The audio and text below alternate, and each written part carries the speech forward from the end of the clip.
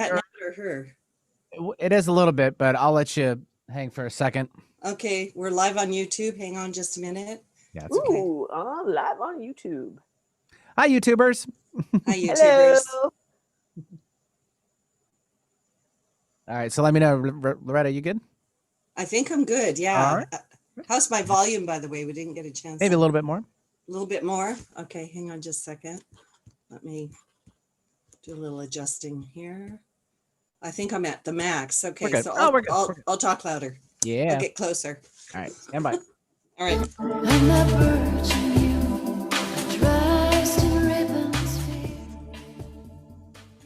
Good morning and welcome to the original Loretta Brown Show radio to open the heart, heal the soul, and awaken the consciousness into the magical realm of December. Woohoo! Woo. Benny, we're here. I'm on the countdown. 2021 can not taste so much sweeter. It's right there. Come on. Come on, baby, get here. We're ready for you. After 2020, we can do anything. Is that the best you got? Come on. Yeah. I sometimes feel like, there's a picture of a woman standing in front of the ocean and the ocean's like, and she's like, is that the best you got? Right?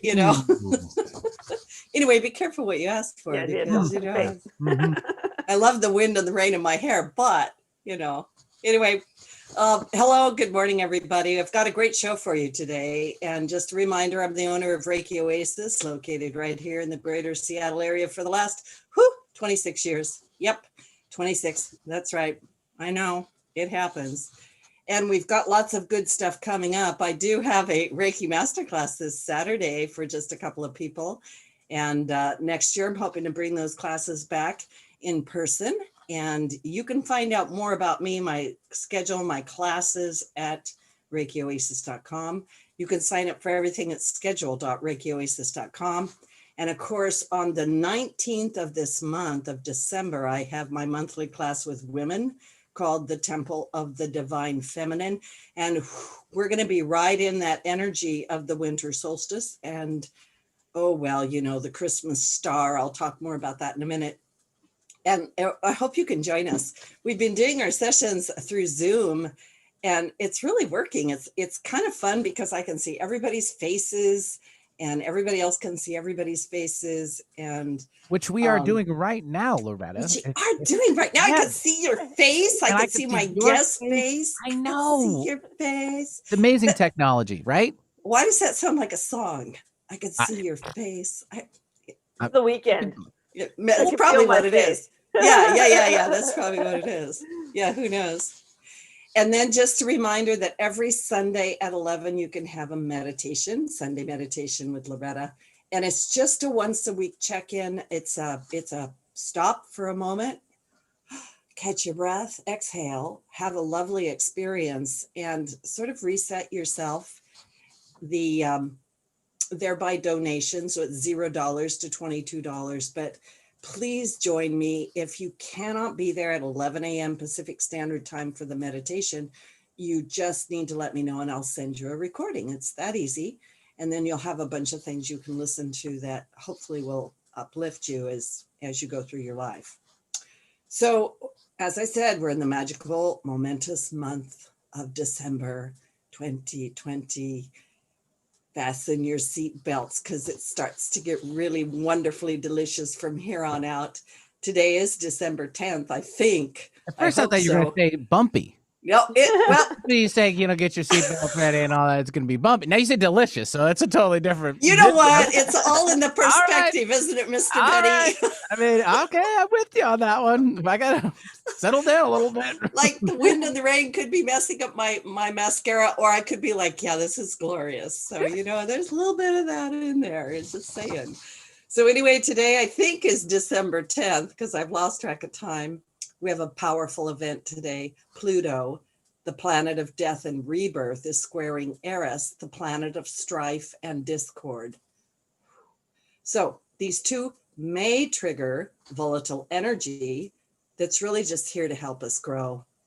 I've been talking to people a lot lately about our comfort zone, and we love our comfort zone. we're sort of outside of our comfort zone. So maybe we could get comfortable with change. Don't say that, Loretta, just don't say it. But you might just ask yourself, how am I being called to step up and grow through this? Because that's really what it wants you to do. And then Saturday is a big major event, the 12/12 portal. That's December 12th. The 12/12 portal opens on Saturday. There's a lot of people doing meditations and all kinds of things. And it sets off a whole series of sky events for the rest of this month. That's literally going to catapult us into 2021. So like I said, Saturday is the 12/12 portal, the final gateway of the year, and the preparation for the winter solstice light codes that will activate your light body or your Merkaba. And Mer means light, Ka means soul, and Ba means body. So we're talking about your light soul body. And of course, that's from Egyptian mystical teachings. And this is your true form. And it's what must be activated in order to achieve what they call is ascension. Now, we can use these light codes for healing and clearing. And right now we are in the process of clearing out a lot of old density. And I call it all that stuff in the closet and under the bed that you haven't looked at in a long time. Whew. It's kind of crawling out. You have to look at it. We're shoveling it out. And boy, does it feel good to get rid of it. This is going to continue throughout the month. Now, this has been a really odd week for a lot of my clients, so don't get too concerned if I tell you it's simply the lull before the storm, because we are going through an evolution of consciousness, and we are literally integrating many upgrades very rapidly. So sometimes that makes you feel physically kind of off or emotionally kind of off, but just know we're going to come back around. It's going to be okay. The real change is occurring within you as your DNA is activating, and those things you brought with you, those gifts, those things are being activated too, because we're entering into a time of living from our deepest spiritual heart, and it's going to guide us forward. And it's one of the reasons I'm so glad my guest is here today. So you may be having spiritual experiences, intense dreams, deja vu, surreal feelings. Am I in a matrix? Where am I? And your intuitive gifts are probably getting an upgrade. You're probably becoming more sensitive. So it's important that you're doing what you can do to let the universe guide you. Pay attention to the signs you are receiving. On Sunday, December 13th, we're going to see the Geminids, and this is not your typical meteor shower. Our planet is passing through a lot of dust and debris. So expect fireballs and even blue, yellow, red, and green shooting stars. Oh, I hope we have a clear sky in Seattle so I can go on my deck and just gaze at it. It will literally be raining stars this weekend. Doesn't that sound fun? And the Geminis is considered the best meteor shower of the year. And then guess what? We're not done. Monday, we have a new moon and a solar eclipse in Sagittarius, which brings a burst of fresh energy, indicating new changes, new beginnings, but also great changes. And we're not going to realize the full extent of these new beginnings right away. We're going to sow the seeds of it, and then we're going to watch it grow as we go toward the spring. And then very quickly, because I want to get to my guest, and there's just too much astrology, on December 15th, Chiron, the wounded healer, goes direct. On December 17th, Saturn leaves Capricorn and enters Aquarius. I feel like I need to blow party tutors. December 18th, the sun is in the galactic center. You have to keep listening to my show to understand all this stuff later. On December 19th, the revolutionary energy of Black Moon Lilith conjuncts the planet of startling things, Uranus. And on December 20th, Jupiter enters Aquarius, and Jupiter's been chasing Saturn all year in the sign of Capricorn, and is finally going to catch her in the sign of Aquarius. And so on December 21st, we have an absolutely spectacular event happening. That's the winter solstice. but we're going to be able to view what everyone is calling the Christmas star. This is known as the Great Conjunction, and it's the event where Jupiter and Saturn appear closer in Earth's night sky than they have since 1226 AD, when Genghis Khan was conquering Asia and Europe was still generations away from the Renaissance. So Jupiter has been chasing Saturn all year. He will catch her. And at that point, they will be 1 degree apart at 0 degrees of Aquarius. They will appear to many as one great big star. They're very bright by their own rights, by the way, and it's easily seen by the naked eye. And it will truly be the beginning of the age of Aquarius, the birth of a new age. And I'm just saying, get ready, fasten your seatbelts, right? And what does the age of Aquarius bring? It's the age of truth and knowledge, new technology, new ways of doing things. And Aquarius realizes the intrinsic value of each person, and yet it wants to work collectively.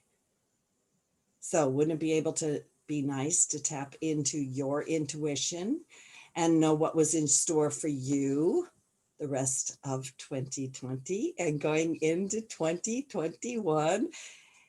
What kind of a world will we create, and what is your role in it?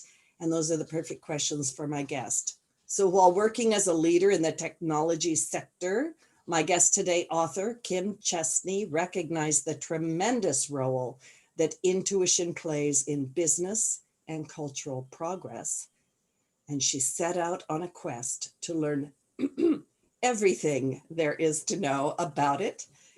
And as a result of nearly 2 decades worth of research and practice, she has developed a powerful system that anyone can use to tap into their inner wisdom in extraordinary way. And she lays it all out in her new book, Radical Intuition, a revolutionary guide to using your inner power. Welcome to the show, Kim. It's so great to have you. Hi, Loretta. Hi, look at what I have. Woohoo! For my YouTubers, here's her book. You can just buy it right now. Just do it. Your intuition wants you to do it. Your intuition will thank you. Your intuition will be like, thank you. Finally, you're listening to me. Thank you. I'm so glad to have you on the show. It's so timely. It really is timely.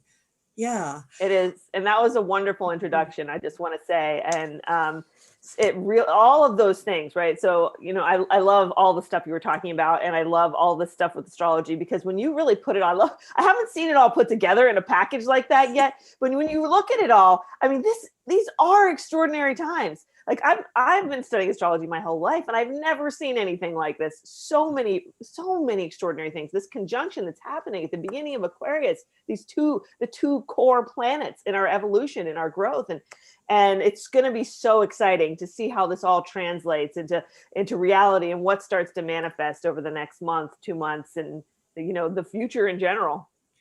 I love what you said, because I feel the same way, and I get breathless trying to tell people just December's astrology. Mm-hmm. And then I get asked this all the time. What's coming up, Loretta? What is the future got for us? Is next year going to be like this year? Because if it is, I'm crawling in a hole and I'm not coming back out, right? I'm staying in quarantine. I'm not coming out. Right. So intuition. What is intuition? Does everyone have it? Mm-hmm. How did you get into this? Yeah. So, I mean, I think I was just born with a natural curiosity. I'm a Scorpio. I have 6 planets in Scorpio. I was born on Halloween, 12. So you talk about astrology. I was made for this. You know what I mean? I was born that way. Yeah. Yeah, exactly. Okay. This is what I was made for. And I realized that. I love that we're talking about astrology, because I don't get to talk about it a lot, because I do really focus on really the more practical side of intuition a lot. But the reality is intuition has so many different manifestations in the world. And I really discovered this through astrology in a lot of ways, because I'll never forget the first time I had an astrology reading done when I was living in England. And just a friend of mine just did my chart, and I read it with like these 10,000 planets in Scorpio, and I was like, oh my God, this explains why I am the way I am. Like, I never understood, you know what I mean? I'm like, why was I always doing all these intuitive things, and the stuff was happening to me, and I didn't understand it. And suddenly it became like, oh, I'm supposed to be this way. This isn't just some weird thing. This is my design, and this is my energy. And so I was really able to start owning that by understanding that it's part of my path and my purpose. So I think to answer that question in the long way around is that, you know, I really was just born with a calling for this at a very young age. And a lot of intuitive things happened to me when I was younger, but everyone has intuition. Every single person has it. I think some people are just born a little more open to it, but we can all develop it. You know, I've worked very hard to develop mine. My intuition when I was younger was nowhere in the space that it is now. You know, it's really a process of like anything else. Like we go to school to make our minds smarter, our brains smarter, our intellectual side smarter. Why don't we go to school to make our intuitive mind smarter, our intuitive thinking better, right? So that's sort of my mantra, is it's time for a reckoning and a rebalancing, and for us to start very practically and even in a no-woo way of really understanding that our intuitive mind is a complement to our rational mind, not something to be dismissed, something to empower us and lead us to genius and insight that's beyond the mind. I love like 85,000 things you just said. Yeah, because I'm like, number one, I love your enthusiasm about it, because obviously I also love this subject, right? But I'm thinking to myself, you said something, and I've thought about this a lot through the years, because I've been doing what I've been doing a long time, and since the dark ages. This is what I just heard in my head since the dark ages and beyond. Well, maybe right? that's past life intuition coming through for you there. Well, yeah, but you know, as children, you know, because I came in as an intuitive, sensitive, kind of strange girl, right? And I was taught as a child that we don't talk about these things, right? Right. Like that isn't real. Like, these things over here are real, but that's not real. And don't talk to people about your imaginary friends, right? You know, keep it to yourself. And I have always had this idea in my mind, I think even as a little girl, that if we could take children and we could teach them how to tap into their intuition, how to tap into what I call their soul signature, what did they come to do, who are they, and start at the very beginning with that, what a different world we would have. Yeah. Right. And now, that's what I'm shouting from the rooftops. I mean, that's the core. This is the stuff that keeps me awake at night when I think, like, it's so important that we start encouraging this in young people and younger generations. And because our generations, we weren't, you know, it was, you know, we were weirdos and that stuff's not real and you can't trust it and all that stuff. So we've had to fight that battle. We've had to really, you know, allow a space for intuition to come to us and in a way that's on the fringe. So, but the good news with that is that it's becoming so much more valuable. It's not just a conversation about, you know, our personal development and our spiritual development. It's becoming valuable in practical terms for society, because now, you know, we're getting to a point where we've gotten as smart as we could get with our brains. Our machines are going to be smarter than us. We're reaching the singularity. So this whole intellectualism that's reigned for centuries is coming to a point where it's reaching its heyday.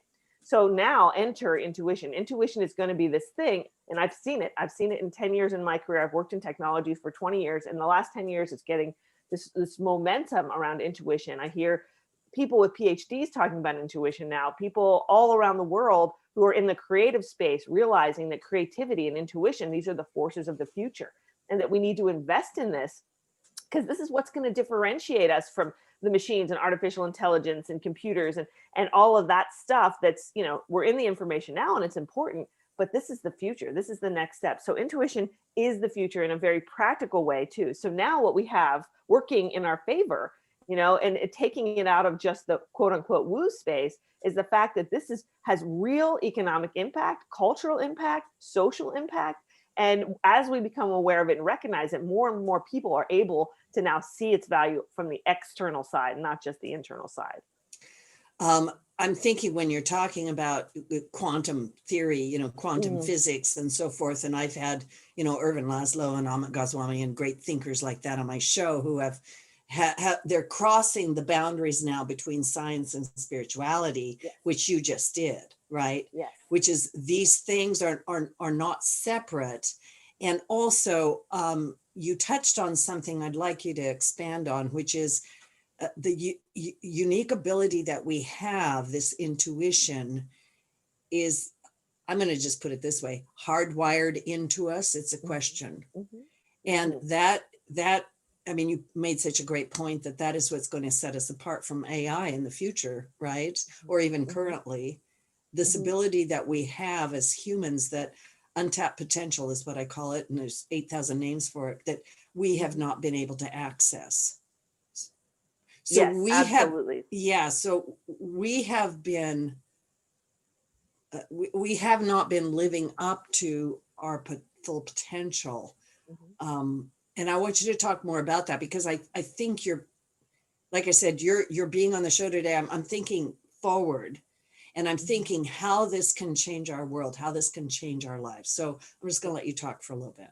Yeah. Yeah. So, well, to begin with, I like that you brought in quantum physics, because I think that it's not a coincidence that that we are witnessing the rise of intuition following the rise of quantum physics and awareness and realities.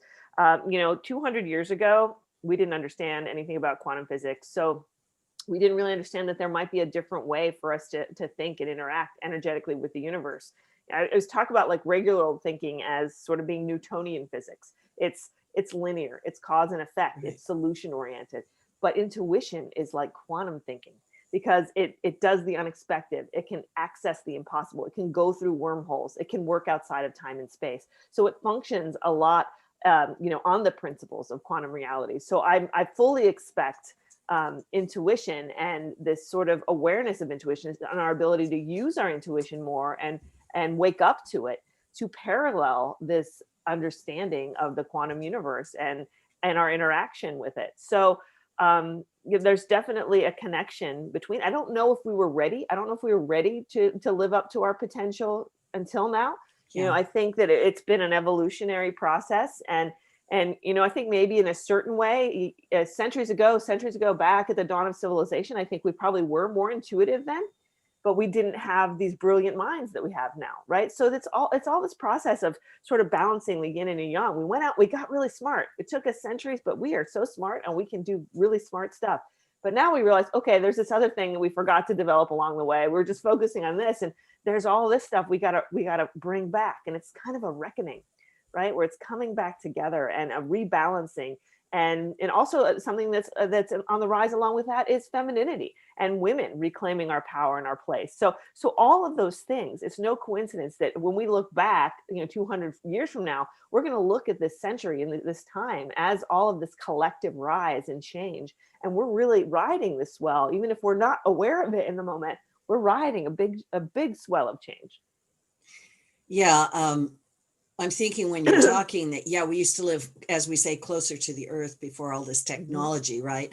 Where maybe I had to pay attention to my intuition, like where was I going to be able to find food or water or so forth. And as we have civilized ourselves, we like to think of it that way, although we might have decivilized ourselves, right? And or I like civilized ourselves. Over civilized, but we always have our noses in a screen or in technology somewhere. So if someone is trying to access their intuition, right, what is some advice you could give them? Is how do we get back to that? Like, how do we bring that forward? Because that's really what your book is about. And I don't mean to interrupt, but this book is not just a read about intuition. We haven't even really talked about your title yet, but it's a how-to book. Like it's instructions, really. Yeah, it's a doing book. I want everybody to be able to experience it for themselves, right? Like that's the point is, don't take it from me. You read this book and you will experience it yourself, and your intuition will prove itself to you. And that book is there just as a guide to lead you to your own intuition and your own truth. So I think it's what was the original question? I know I don't know myself. I had something to say. I had 20, what it was. Yeah. Let me backtrack. Before we were talking about the book, we were talking about Ah. We were talking Well, about the evolution of consciousness, and we were talking about how we may have been closer to intuition at one point, and now it's coming back. We're having to bring it that's right. back. Mhm. Right, right. So we're reclaiming that space, and we're moving into a new place where we have an opportunity to rebalance our minds. And I think part of this whole process right now is, oh, you asked me how we can start to take that first step. And I think what I was going to say is you hit the nail on the head when you talked about this idea of being civilized, right? Because that's like a big thing. So civilization, was that happened, right? We moved away from that earth connection and that local small connection and moved into this place where the mind started to categorize things, started to figure things out. We had industry, we had farming, agriculture, all these things that the mind created.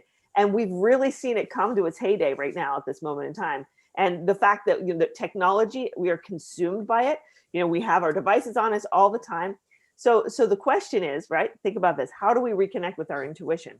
Well, the answer is that we've gotten so far away from it, particularly in our technology and our busy lives, that the answer now is to step back. So the first thing I always tell people to do when they want to reconnect with their intuition is create more white space in your life. Put your phones down, even if you have to put it on your calendar, an hour a day, half hour a day, time alone, time with nature, time with yourself. These are so important parts of our everyday life they've just gotten lost. So many of us have no time for ourselves. We're parents and we're both working and we're out there serving the world and trying to take care of ourselves in the process. And we don't have that time for ourselves to reconnect. So that's the first and most important thing, is that shift, that step back from that busy life, that step back from our technology, that step back from that hamster wheel, which we see so much embodied in this movement of mindfulness, right? So mindfulness teaches us to be present, to be still, meditation is great. If you can do it, it's great. If you can't, just being alone with yourself in the quiet of your mind and having that peace is wonderful, because it's in that silence that our intuition starts to speak. I'm only chuckling because I do a lot to help people get meditation, and people will say, Loretta, it doesn't shut up, right? Like that, up here, the mind. I'm like, okay, be quiet now. And it's like, no, I don't think so. Nope. I have 25 things to think about, right? Yes, the mind has a mind of its own, right? That chatterbox, that's the enemy of our intuition, because it's being so loud and noisy that it wants to drown it out. So if we can find whatever we can do to make that turn off, is the secret to starting to hear that inner voice. Well, I quite often say, well, it's mindfulness is just the mindful of ness. I love that. That's funny. Yeah, seriously. Because we don't want to be full of our mind. So it's kind of the term mindfulness is kind of it's kind of counterintuitive, because we want to actually get rid of our minds and be in a place of no mind, because it's in no mind place that then we become in the intuition place, right? So that's the shift. And I talk about the shift from mindfulness into insightfulness, and I think that's part of what we're doing right now. We're getting into the space, we're becoming mindful, and as we're becoming mindful, then we can finally start to live with this insightfulness as our intuition guides us in every moment with ideas and inspiration and guidance and all of these different things, ways that our intuition speaks to us to help us live our best life. Yeah. So we're going to go ahead and take a little station break. This is Loretta Brown. My guest today is Kim Chestney. We're talking about her book, Radical Intuition, a revolutionary guide to using your inner power. And I love this conversation. It's one of my favorite subjects in the whole world, in the universe, and so yeah, don't go away. When we come back, we're going to talk about the 4 intuitions and a little bit more about how you can tap into your very own inner power. Thanks. Okay, all clear. Thanks, Benny. All right. We're still live on YouTube, but this is great. I love it. Yep. I love it. This is such a fun conversation. I like having the atypical. 6 Scorpios. 6. Yeah, it's been a ride. Halloween 12/12 Halloween night. Yeah, it's been a ride. Let me tell you, I wouldn't do this again. How do you even do that? So your sun sign is Scorpio. Guess what my rising sign is, though? It's not Scorpio. You might be able to tell by looking at me. I'll give you a hint.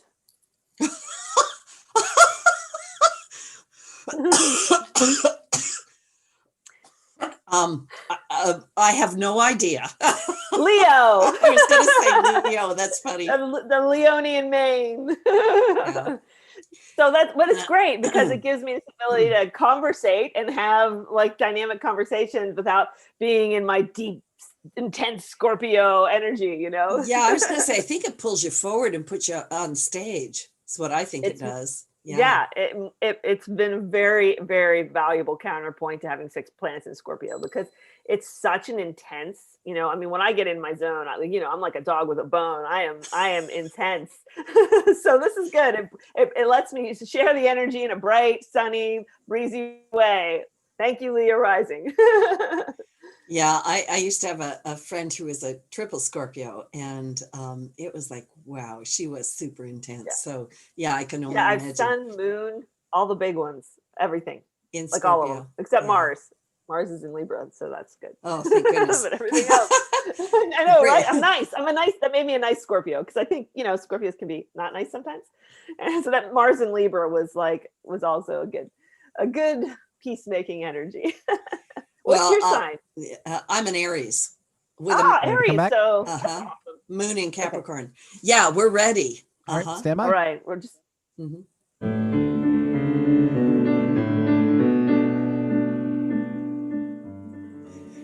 Welcome back to the original Loretta Brown Show with my guest, Kim Chestney. We're talking about radical intuition, a revolutionary guide to using your inner power.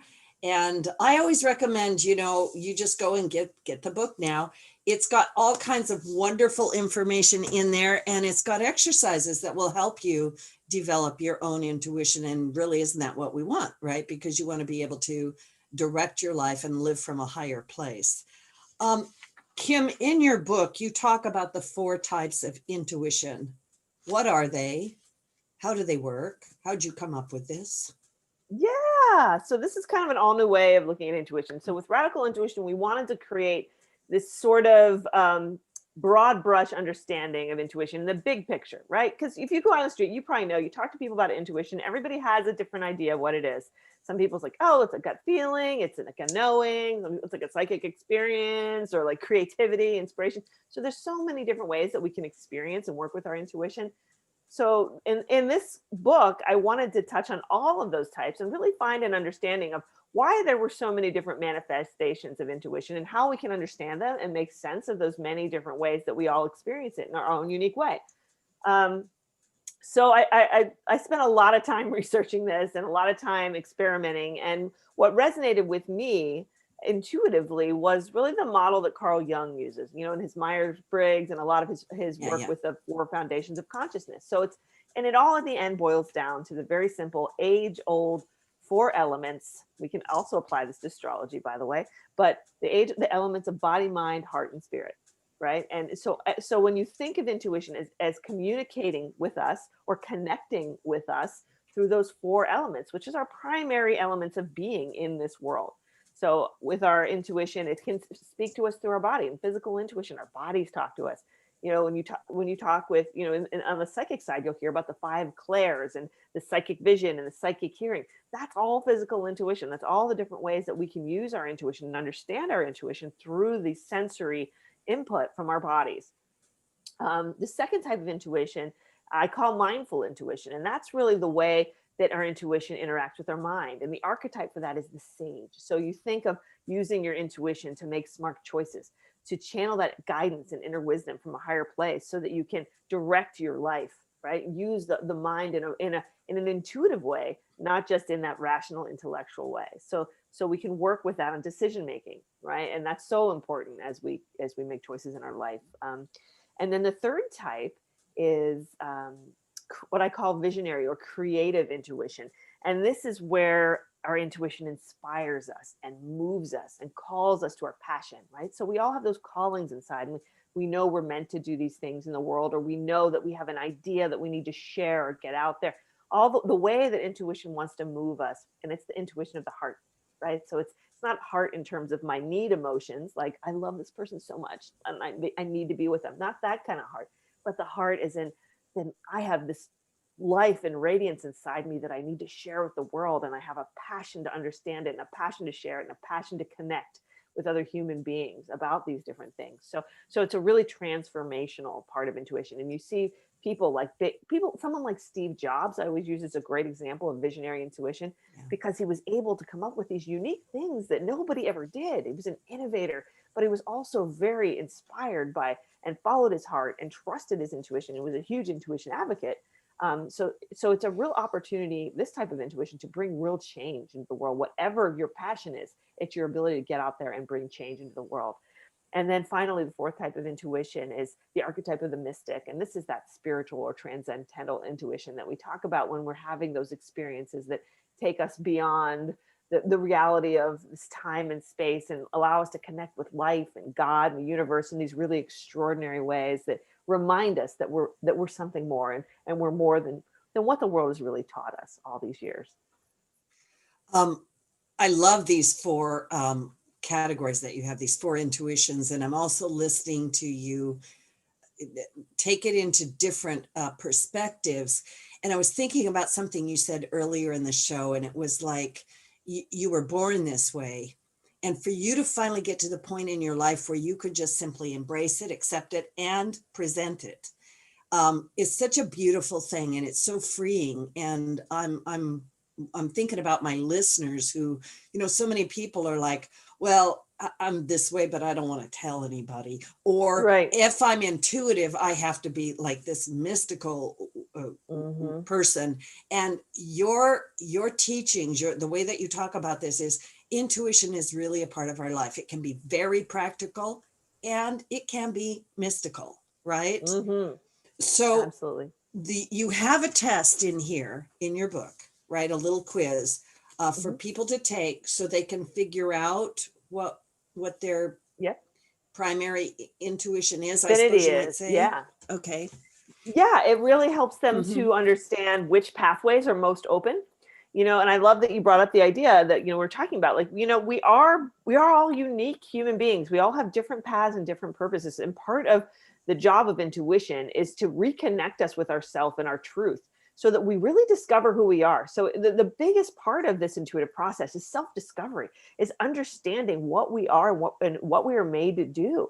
And then owning that, right? And not being afraid, not being able to have to put on a different hat for each person we know in our life because we haven't fully become authentic. So this process of authenticity is so important with intuitive development because it allows you really to step into your truth and own it in the world, not try to be other people. Because a lot of the times we all get stuck. We've all gone through those journeys where we don't really know who we are and we're trying to figure it out. So we're trying this thing on and trying that thing on. And, eventually we realize it's not really us. And, it's good to learn some things, but that's, what I mean? It's failing forward in these little ways, so to speak. But when we reconnect with that inner knowing and that intuition, it helps to take us straight back to that source and really align with our path. And, we don't waste our time as much going down wrong paths or trying on things that don't belong to us. So it's so important in this process to discover really who we are and then live that life in the world.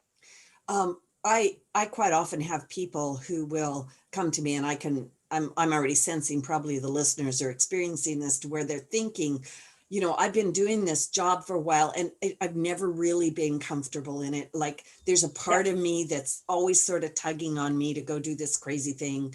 And so is that our intuition? Absolutely. And, and it's important to know, and I personally can relate to that because, I had this great career in technology, and I was really, until like 3 years ago, I was at the top of my game. I was being invited to speak internationally. I was working with like super smart people, and it was just such a wonderful job, and I loved it. But there was this part inside of me that I had been hearing for years that was telling me that I had something else to do. That I wanted to write this book. I wanted to teach intuition, and it had been there sort of nagging at me for while I was doing all this other stuff. And I had this sort of inner dissonance for a while. And what I would like to tell people, and I wish I had really knew then, in hindsight, it's clear that sometimes we have these callings even before it's time for us to act on them, right? Our intuition will be there, and it'll just be like that little voice in the back, like, there's still something more. Don't get too caught up in this because there's something else for you. There's something else coming ahead. And meanwhile, you might just be learning things that you need right now for that journey, right? You might be setting that foundation up and not even realize it. And that was the case with me, whereas I felt this dissonance when really all those things I was doing in technology is so important to the work I'm doing now. And I couldn't do this work now if I hadn't done that work. So sometimes it's a process. And when the time is right, when the time to make that intuitive leap and do it is right, you'll know it. You'll know it and you'll feel it stronger, and things in the outside world will conspire with you instead of against you, and things will happen, right? So it's okay if you're feeling that and it's not the time, but just to know that that's real and that's a real calling, and to honor it, and to know that one way or the other you're preparing for when that next step comes. Well, and there's something in that too about learning to trust your intuition, because it may be going against logic or what anybody else thinks you should be doing, right? Like it usually is. I think so. Most of the time, it's like that fine line between intuition and madness. Yeah, exactly. Yeah, like what do you think you're doing? Like what? Right. Yeah. Like I love that quote. I think it might have been Gandhi who said it. It was like first they call you crazy until you succeed, and then they call you a genius. Right? That's how it is. They're like, crazy. Why is he doing that? And then like, oh, eventually it's like, oh my gosh, that was actually a stroke of genius, and we just didn't realize it. Yeah. And I'm also being with the fact that intuition can lead you step by step. Like sometimes you'll have a quote vision of where you're going or a sense of it. But, when we talk to very successful people, they quite often say, well, I didn't actually know I was going to end up here. Right. Absolutely. But I knew I was going this way. Right. Absolutely. And that's so important. I'm so glad you brought that up, because with intuition, it really is about trusting that next step, because we all might have a vision, we might know we have a calling, but life isn't always going to give us what we expect. So it's so important, first of all, just to trust it and take those next steps wherever your intuition's calling, because your intuition's not going to lead you astray. It wants what's best for you. It's never going to deceive you. So if you can get into that place of trust and you're following it just to that next step, even though the route might be counterintuitive, might get you out of your comfort zone. It will. It might. It's not that it might. It will. It will 100% get you out of your comfort zone, because that's what intuition is about. It's about taking us to new frontiers, allowing us to grow and evolve and change. And we don't do that in the comfort zone. We don't do that in our safe space with everything we know. So we're going to have to take some detours, and we're going to have to put ourselves out there a little bit if we're really ready to discover that path, right? So I love that you brought that up, and it's so important. Just to wherever you're at, your intuition will give you that next step. It doesn't matter, where you are on your path. Just follow intuition on that very next step, and you'll get where you need to go ultimately. I'm thinking about how intuition shows up in different ways, big ways and little ways, right? Because I think your idea is for us to be able to be accessing our intuition all the time, right? Like I don't need to go into a meditative state. It might be a good training ground to be able to quiet the self. Yes. But there are times when, like I'm thinking of my own life, where one night I was driving my car really late, and I stopped. It was too early in the morning to be out and about, and I stopped my car at the stoplight, and all of a sudden I had this very clear direction, I suppose you might say. It was just kind of a thought, like, you need to lock your door right now. And I reached over and locked my door just as somebody with a knife was trying to open my car door. Yeah. Wow. Yeah. And That's a great story. Yeah. And I was so startled, and I was like, and then the next thing I know, I was out of there, right? I just took off. But that's one of those things where it came through so loud. And without a thought on my part, like if I'd had enough time to think about it, I might have argued with myself, right? No, that's such a wonderful story, because that's the thing. Intuition comes through. Sometimes we don't even recognize it. It just comes through in that quick thing out of nowhere. And the fact that you were, just open enough to just go do it and listen, and not have that sort of mental conversation about, nah, I'm fine, right? Because like when we talk, our famous last words, I didn't listen to my intuition. You know what I mean? Like it's so important to listen to that. So and you have a great story in your book too about a woman, and the police, right? Go ahead. Yeah. Yeah, the Jessica story is great. She had a very similar story where she was walking home from work, and it was like midnight, and she's in DC, and she was a yoga teacher, but she was, by evening she was a barista, and she was she was walking home and she just had this feeling that something wasn't right. And there was a police car up ahead with it, you know, it was in DuPont Circle. So there was like people everywhere in restaurants, but she lived a few blocks away. She said, I should just ask the police cars to drive me home. And she just had that thought. And it was like, well, that's a weird thought. Why would I do that? That's crazy. Why would I? And she's like, no, I'm fine. She did that exact thing. She talked herself out of it. She said she was fine. She's like, I'm strong. I'm kickboxing. If anybody messes with me, I can fight. All these things, the mind is trying to rationalize that crazy thought to go talk to that cop. So she didn't. And, you know, a few minutes later, she noticed that there was a man walking behind her. And eventually she turned down the street near her home, and it was a darker street, and she was attacked and brutally attacked, very brutally attacked. So this is a very sad story and a tragic story, but not as tragic as it could be, because she was fine and she lived because a neighbor heard.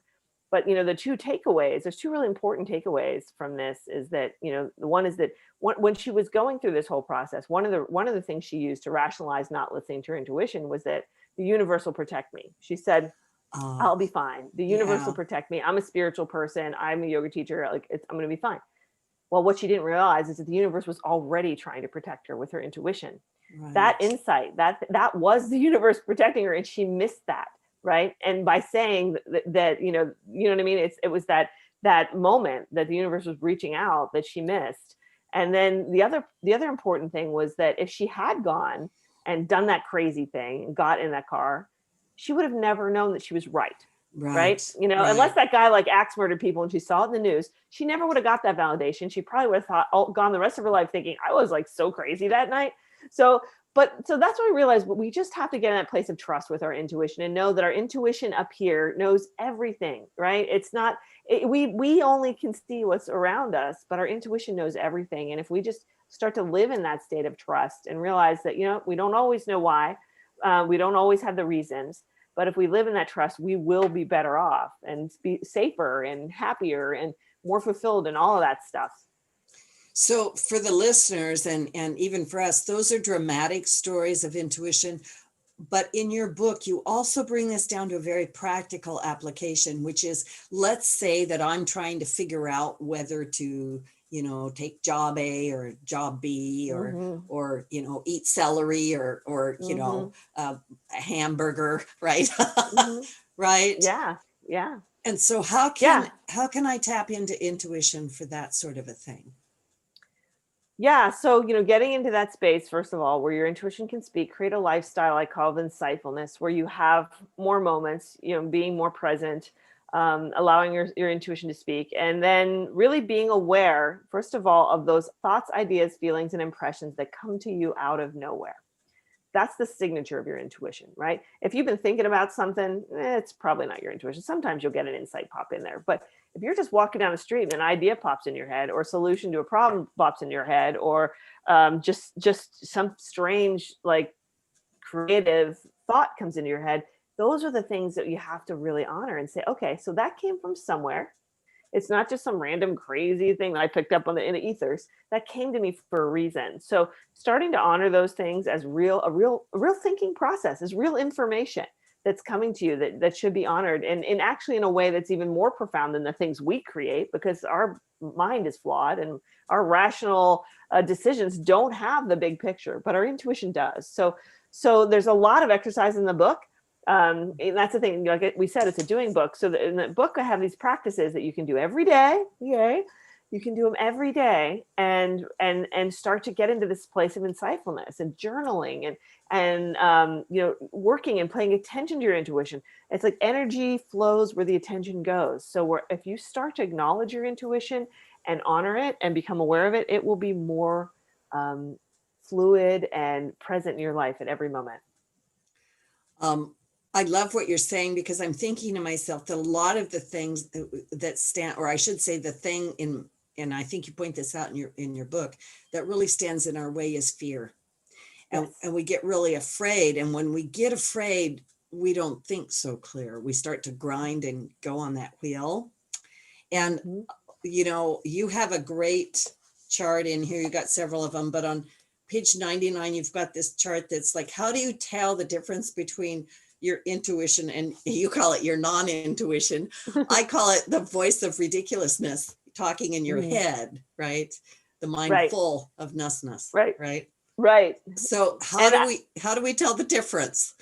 Yeah, and I call it non-intuition because that's like a bucket of so many different things, because there's not just one voice in our head, and people are like, oh, I've listened to my inner voice. Well, we have to make sure we're listening to the right inner voice, first of all, because we have that critic, right? We have our ego, we have that voice that's like telling us all those wrong things. We have our fears, we have our wishes. So there's all of this like muck, like this nest, like you said, there's all this nest in here where it's telling us all these different things that mostly comes from the outside world and other people's voices that are in our head and our conditioning and all that stuff.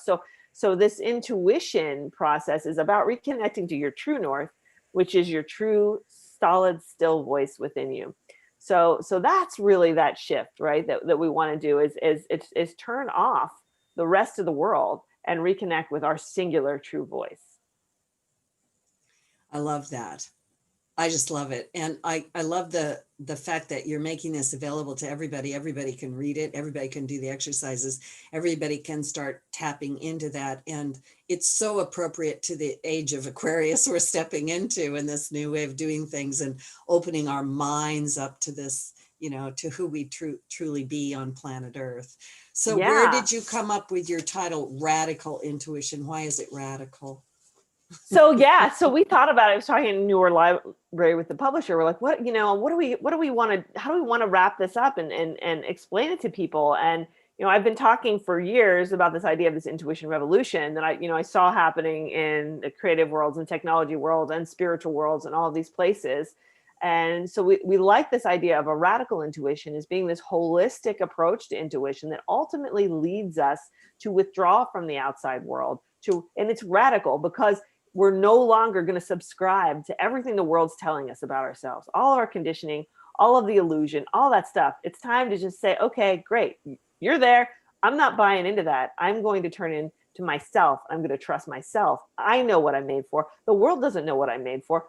I know me. The world doesn't know me. The world tells me things it knows, bits and pieces about me, but only I know me. So it's this radical shift of actually learning to trust that real voice inside you and know that it's real. And you know what I mean? It's not just some little woo saying, I'm going to like trust myself and know myself. No, it's really a real thing that we can do. We really can know that part with a solid ground. And when you start to live that way, your life changes and it can create radical change in our lives and in the world around us by the way that we follow our intuition and act and create in the world. Yeah, I think it becomes sort of exemplary and invites others to do it too, right? Yeah. I'm also thinking about the difference between, people talk a lot about following their heart. And I find that they're quite often following their emotional heart, or they're following their what they want. And they think that what they want is what their heart wants them to have.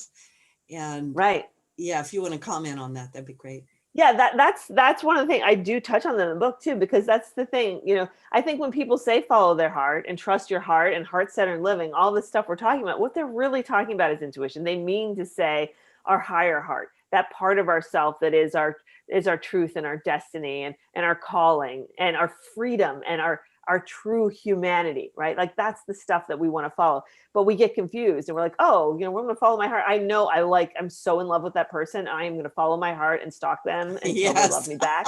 Right? Like that's not following your heart. And that's what we don't want to do. the stalker's heart. Anyway, the needy heart. Yeah. The needy heart. We don't want to follow that. Yeah. So we're down to just a very short period of time. Can you tell us a little bit about Intuition Lab and what you're doing and how people can access you? Yeah. Yes. I started that about 3 years ago. This has been where we've really been hacking intuition, exploring. It's a wonderful community. I offer group coaching and live programs and self-study programs to help everybody to ignite their intuition and really go into this place of radical intuition where we withdraw with our world and center on ourselves. And we do have a new program launching in January that we're open for enrollment right now. So if you're really into just, resetting in January and getting back to ourselves and just, joining a community because we're all in lockdown and want to make new friends and spend some time working on our lives and rebuilding for the day when we get back in action and all of this is behind us. It's a wonderful, wonderful community, and I love it. I'm there. I'll be there, and I love working with people to develop their intuition. It's my passion. So you can go to intuition-lab.com to check that out if you want to learn more. So what does your intuition tell you about 2021? I think that this is growing pains. These are the growing pains we're going through, but I think we're going to be off to a fresh start, and there's a lot of opportunity to rebuild in really positive and transformational ways. Thank you so much. This is Loretta Brown. My guest today, Kim Chestney, Radical Intuition, a revolutionary your inner power. We're in the energy of revolution and evolution. And then find her Loretta, at can you say that name one more kimchestney.com. time of the book? Say that name one more time. Radical Intuition, a revolutionary guide to using your inner power by Kim Chestney. Perfect. Thank you. Thank you. Thank you so much, Kim. Blessings and love to you and everybody out there. Woohoo! Be careful. Buckle up. Buckle up. Thank you. All right. All clear. Nice job.